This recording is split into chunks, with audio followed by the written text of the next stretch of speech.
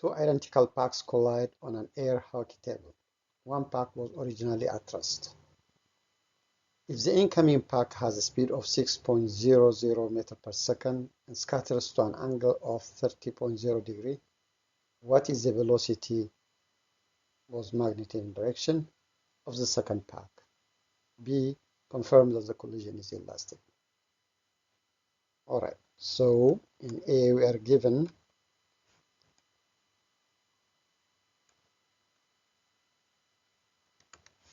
that there are two packs and they are identical. That means their masses are equal.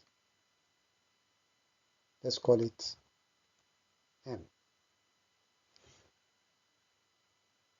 And pack number one has a velocity, initial velocity of, that's all in the horizontal direction, and that is equal to 6.00 meters per second.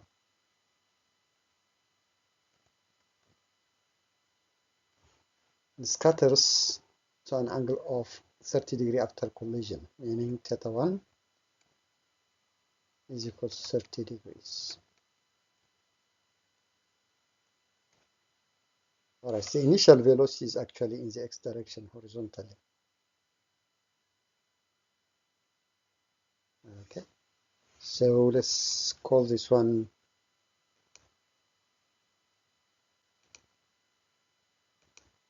initial velocity in the x direction.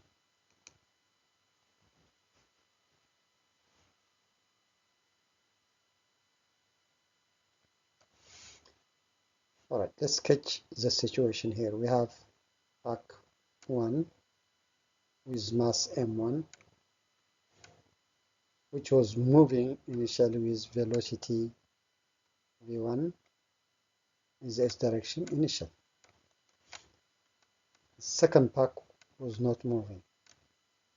It's identical in mass. Let's call it m2. After collision, they scatter. So this is 2 after collision. And this is 1 after collision.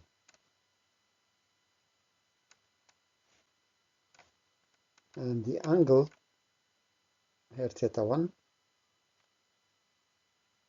from the positive x-axis. Let's call this one theta 2, which is unknown.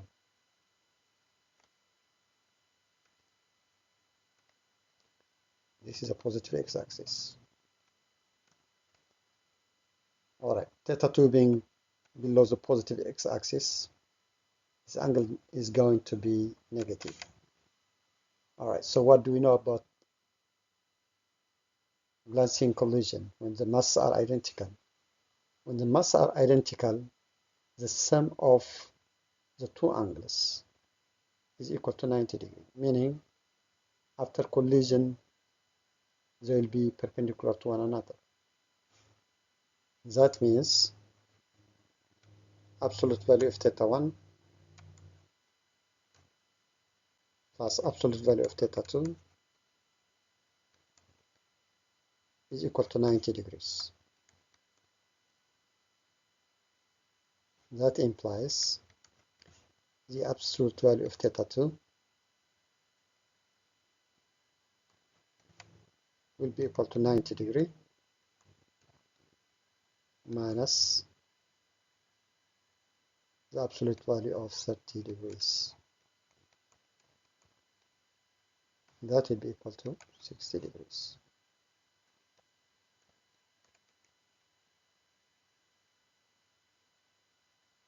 Okay, so now because it's below the positive x-axis, this angle will be minus 60 degrees.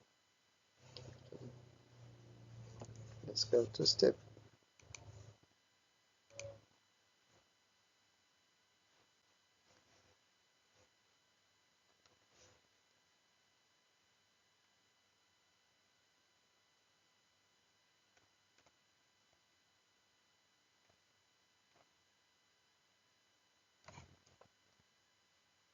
Alright, with that information, now we know after collision we'll have both of them will have momentum. Initially, only the first one has momentum, but we know that in any collision, summation of all momentum initial is equal to summation of all momentum final. In this case, after collision, the momentum has both vertical and horizontal direction. Let's rewrite the equations here. So summation of all P in the x direction, momentum in the x direction initial, is equal to summation of all momentum after collision final. And also momentum in the y direction initial is equal to summation of all momentum in the y direction final. Okay, let's deal with both of them separately. Summation of all momentum in the x direction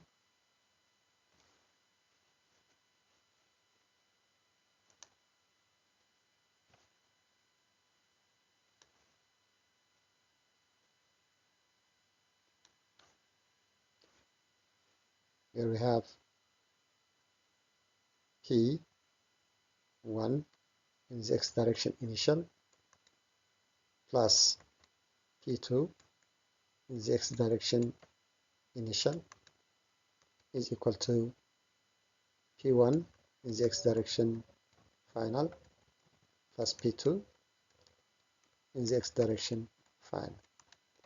This is equal to M1 V1 xi plus M2 V2 xi, assuming initial. And then we have M1 V1 x final plus M2 V2 x final. And we know this is equal to, well, M1 appears in all terms. That means we can divide both sides by M, because M1 is equal to M2, and therefore we have V1 x I plus V2 xi equals to V1 x final plus V2 x final. All right. So this is originally in the x direction, so you know its value. That's equal to 6.00 meters per second. Second one was stationary, therefore its velocity is 0, therefore 0. So V1 in the x direction is basically V1f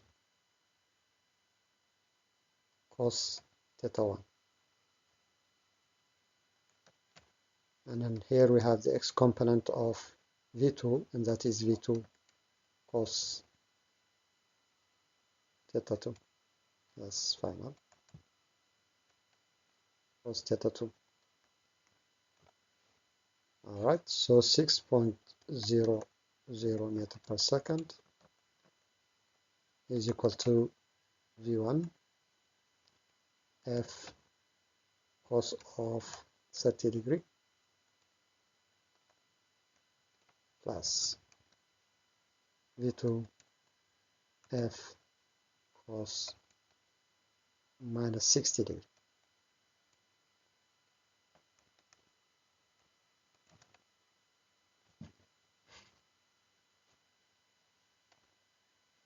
Right, so we have V1f cos 60 degree, cosine of 60 degree is 0.886.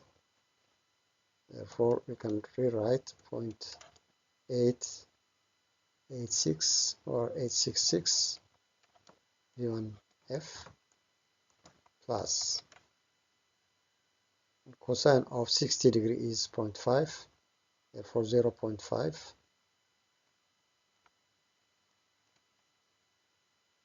V2f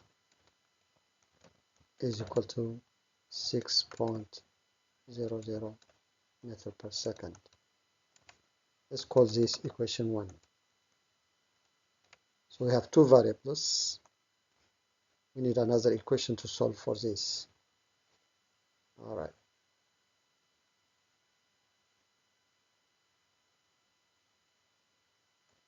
And we know the summation of the momentum in the y direction initial is equal to momentum of the y direction final. So that's going to be m1 v1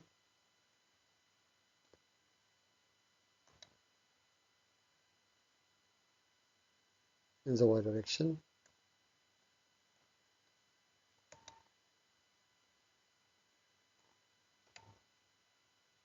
initial plus m2 v2 in the y direction initial must be equal to m1 v1 y final plus m2 v2 y final. Okay, so we know that there was no vertical component initially, both for x and both for m1 and m2, and therefore we can write 0 here plus 0. Now we can divide both equations by m1 because m1 is by m because m1 and m2 are equal, and therefore we have v2 or v1 y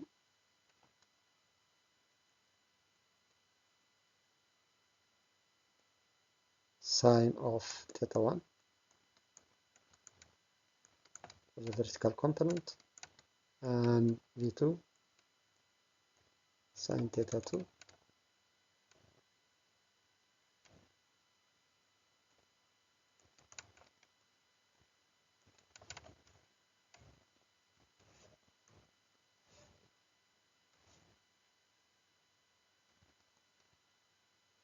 Alright, so let's plug in the numbers. 0 equals to v1 f sine of 30 degree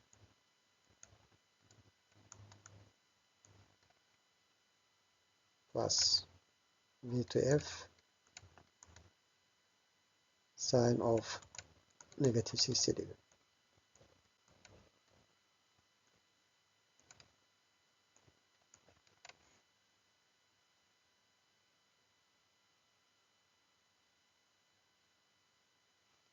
Alright, so you can rewrite this equation as, if you subtract v2f sine of negative 60 degree from both sides, we'll get v1f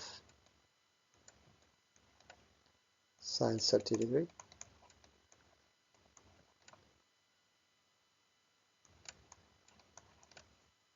equals to negative v2f sine of negative 60 degree.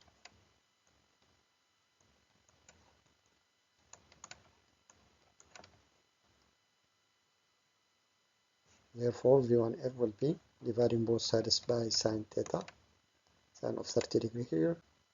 That's going to be minus v2f. Alright, sine of negative 60 degree over sine of 30 degree.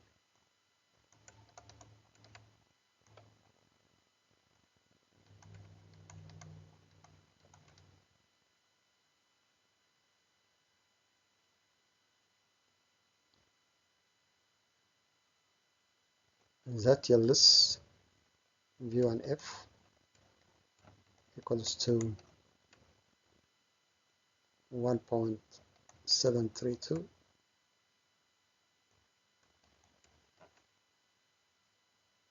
v2f. Let's call this equation number 2.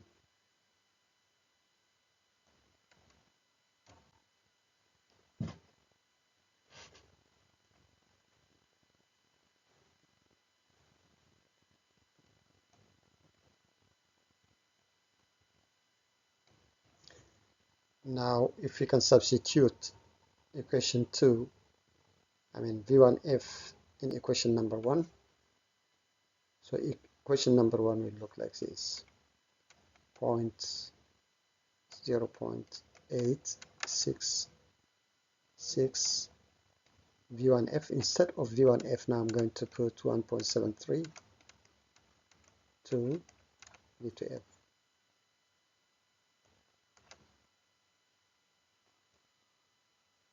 Alright, just substituting 2 in 1.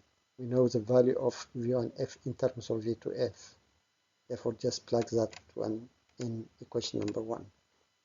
That yields plus 5 plus 0.5 VF V2F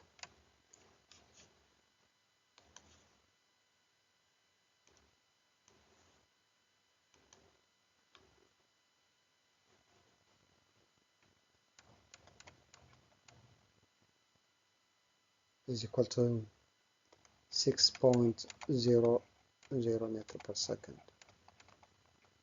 That's basically substituting V1F with 1.732 V2F.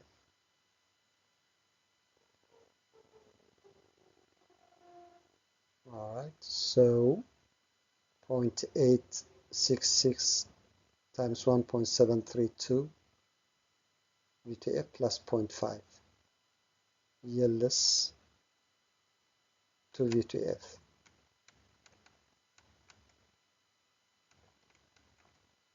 That's equal to 6.00 meter per second. Varying both sides by 2 yields V2F equals to 3.00 meter per second. And this is what we are required to find. So the velocity of the second back after collision is 3 meters per second in a direction of 60 degrees below the x-axis.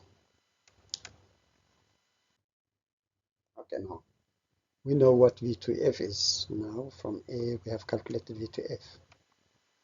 That's equal to 3.00 meters per second. And we also know that the V1F,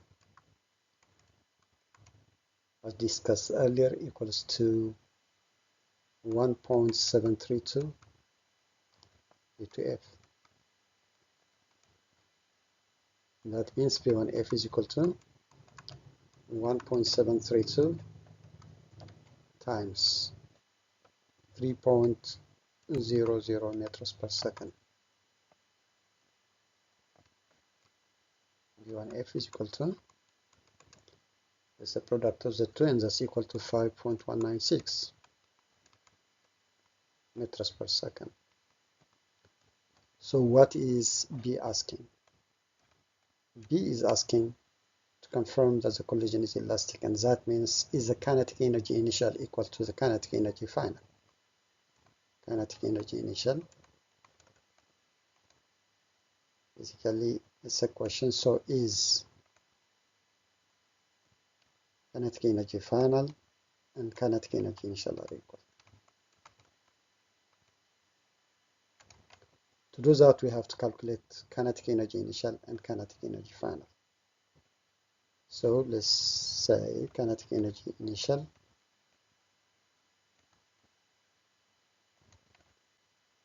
is equal to kinetic energy initial of 1 plus kinetic energy initial of 2. This is equal to half m v1 I squared plus half m v2 I squared. Kinetic energy of the second back is actually 0 because the velocity was 0. Therefore, let's just plug in the numbers. Alright, so kinetic energy initial will be equal to half, the mass is unknown, but you can just put it as m, and v1 is 6 meters per second.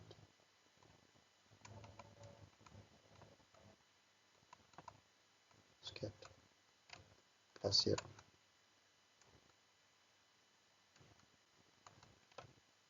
And that's equal to 18 m joule. Remember, this is per kilogram because mass will have a kilogram on it. So this is kinetic energy initially. What about kinetic energy final? Kinetic energy final equals to half m1 plus m v1 f squared plus half m v2 f squared. Half m is the same for both terms here, so we can take those out. We have v1 f squared plus v2 f squared. That's equal to half m into v1. v1 is calculated to be 5.196 meters per second, square it, plus v2, which is 3.0 meters per second, square it,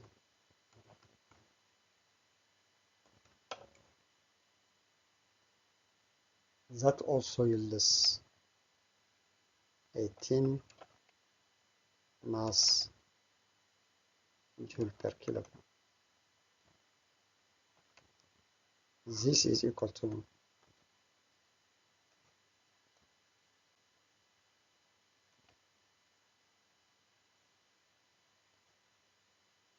the initial kinetic energy. Therefore, the collision is elastic.